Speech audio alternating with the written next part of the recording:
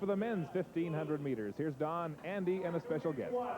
Yes, last year we saw quite a duel between Kevin Sullivan and Graham Hood. Well, Graham Hood doesn't have his racing partner out on the track with him, but Kevin Sullivan has joined us here in the booth. And Kevin, give us your analysis and forecast of what we might see in this race.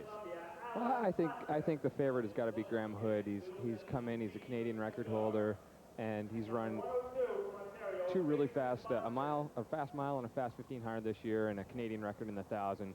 He's really the guy to beat, but Steve Agar's been running well, ran him to the line out at Harry Jerome, and I think if it's a fast pace, watch for Steve, and but if it's your typical 340 to 342 Canadian Championship, then I think Graham Hood's the guy to beat, and he's got the best kick in the field, so if it's slow, watch out for him.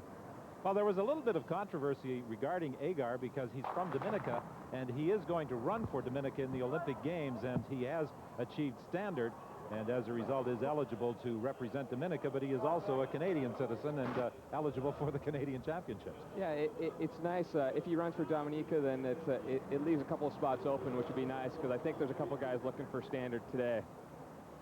Okay, tell us what your view of the early start of this race is.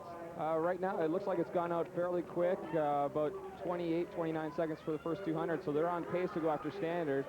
Looks like Alan Klassen out in the lead, and he's run 3:39 a couple years ago, and he's got a legitimate shot, I think, at making standard. And I think he's just going to try and pull some other guys along.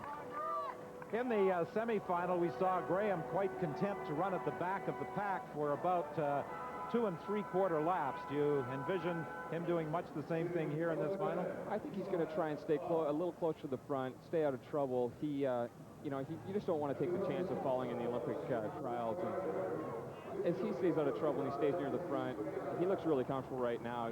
He's in a perfect spot to move up and really close on those guys in the last 300 meters. Rich Tremain has moved ahead now of Jayson Bunston, as they have 2 laps and about 150 meters remaining.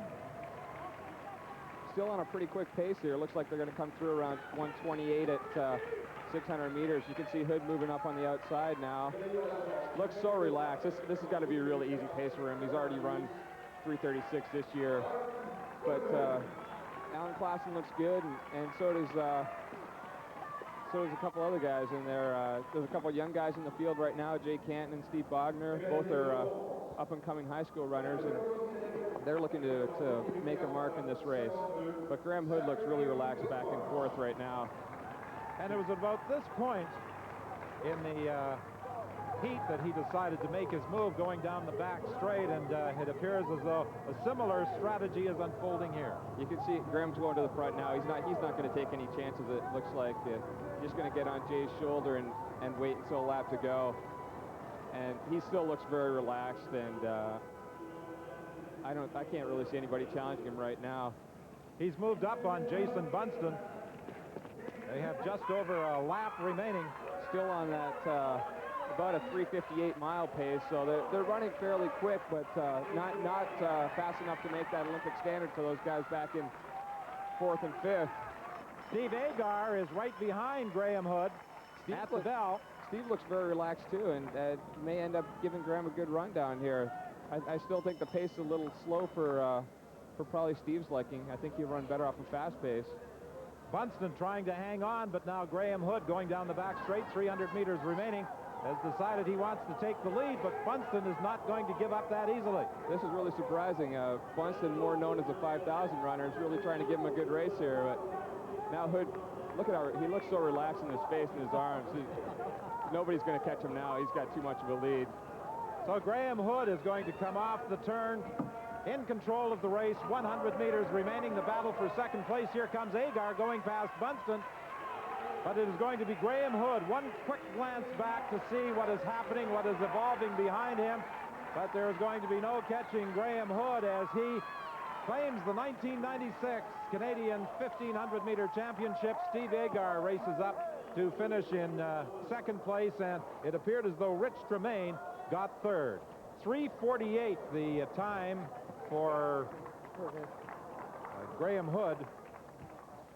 as he, pardon me, I'm going to correct that time because I glanced at the clock and the clock was continuing to run. So we'll have to wait for the official on the winning time for Graham Hood. 3:48 would have been a little slow. I think the time was around 3:38, which is excellent time for these kind of conditions. 3:38.52, I'm told, is the official time for Graham Hood. This was Graham Hood as he decided to maintain the contact with the front-running trio. You can see Graham looks very relaxed here as he did the whole race. He really didn't look like he was straining until about the last 50 meters when he just threw in that little extra surge. And really, he ran a perfect race. This is the last lap here. He was in great position, just stayed on Jay's shoulder until 300 to go and powered away. Like I said, it was slow enough that nobody else had the wheels to really go with him. So Graham Hood comes through with, as everyone expected he would, the 1996 1500-meter championship, and he's standing by with Mark Lee. Graham, you win that one easily, but for the first, 1,300 meters, Bunston gave you a run there. Yeah, well, I knew those guys beforehand. A lot of them needed standard to be on the team, so I knew they were going to go out. Robert Esme.